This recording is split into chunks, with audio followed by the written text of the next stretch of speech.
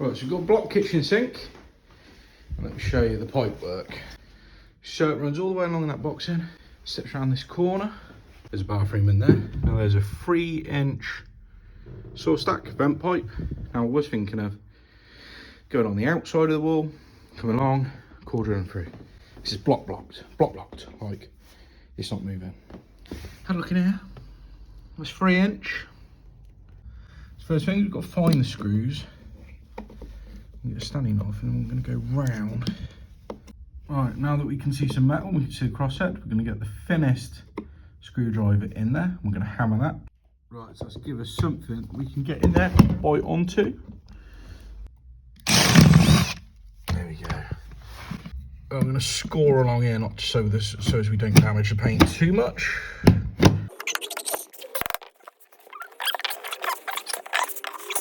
Goes behind the architrave. Lovely. Oh no, it's 3-inch all the way along.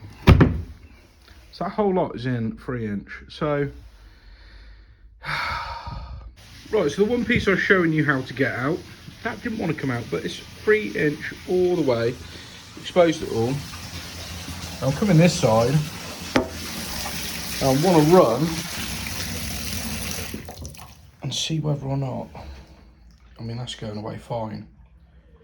I want to see whether or not it's blocked up further down the line. That's running away fine by the looks of things. I can hear it. If you're very quiet, you can actually hear it running away fine. So that goes through there. I mean, is it? Nope. So we have one problem here, and that is, you need to put rod and eyes in. That is the nearest I can get before it gets far too tight. Now, been to the merchants, can't find any slip couplings for these. So, don't know way of really taking it apart. That elbow's buried in the wall, plastered in. So what I'm gonna do is try and tee in there. Right, let's just clean this up the best we can, so that the solvent well can adhere. Right, so we've got a waterproof dust sheet down, got my gloves on, got the wet vac at the ready, because although the sink is not full up right now, and I've tried to clear away as much of that as I can, a little bit could come out. So we'll start by just doing the pilot hole, seeing if anything comes out. Fine. Wow. Okay, let's have a look. Ah, right. Got my glove on. It's fucking solid. That is absolutely, oh my god, the smell is unbelievable. Yeah, that ain't moving. Right, is there any one way to do this?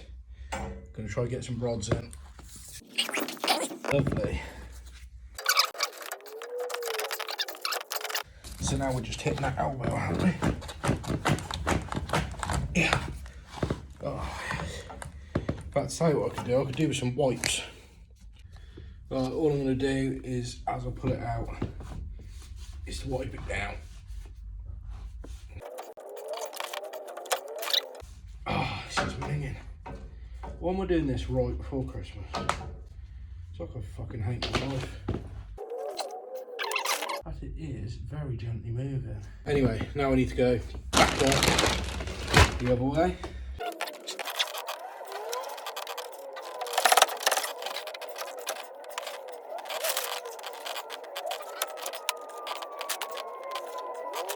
Now, we got this stuff.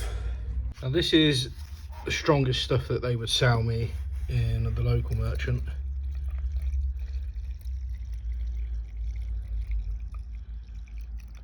I'm just going to pour that in, and then we're going to just wait and see. So what I've been doing is pouring it in, and then just shifting this. That's going all the way to the end. Just moving it back and forth, and that water level is dropping, so you've got some sort of movement there. And then straight on this. Just gonna go slowly with that. Yeah, that's looking okay, so you can pull the rest of that down. Well, it's actually saying half the bottle, ideally when pipework is not in use. Overnight, leave standing for 12 hours. Right, so I've given it about an hour and it's starting to clear. I've kept that running because obviously that must link in somewhere just to help it wash away. Oh, so the kitchen tap's on very gently, and that is flowing the right way. So, I mean, you can see the heavier stuff is now settling at the bottom. Wet vac, maybe, try that. Literally, I just ended the video, then all of a sudden it's like really speeding up.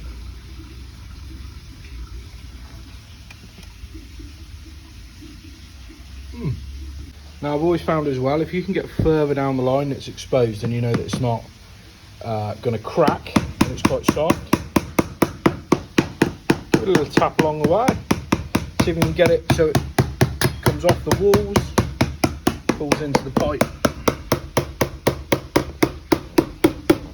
But let's do it at the other end and then see what comes through. Alright, here we go.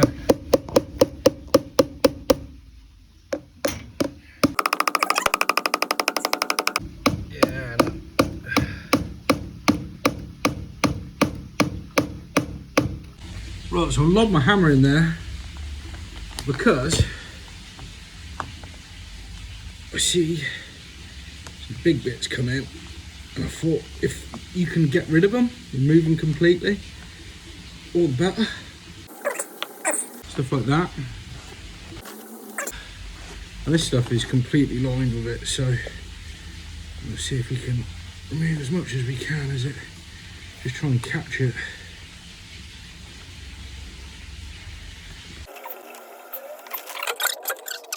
I don't have anything for 3 inch. I've only got 4, obviously 110 mil soil. So I cut down or plunge into this funny little shape so we can get down there, hopefully. I think that's cleared it now. Well, that's nice and clear. As you can probably hear, that is running on absolute full.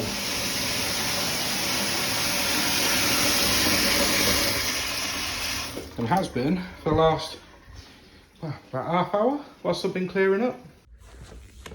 Right, so this is all nice and dry. I made sure I pat that all dry, so that's fine. Got a boss, so we're going to glue this on. Not just rely on the straps, we're going to stick a load of glue around it as well. Well, it's not glue.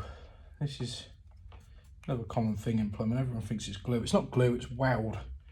So we're actually fusing the plastics together. That's going to start reacting, start melting that. So we need to get this on quick. That's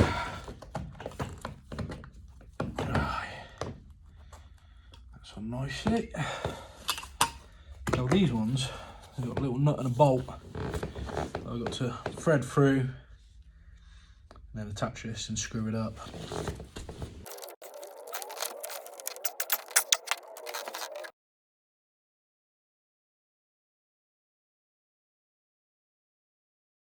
So this is actually a rental property, and the customer, the landlord, wants it left above the boxing. So by the time the boxing's in there, it's quite thick, 80 mil or something like that, then that will be just sticking up. You can unscrew that, pour drain cleaner down, or they can get a little rod in there and keep on top of it.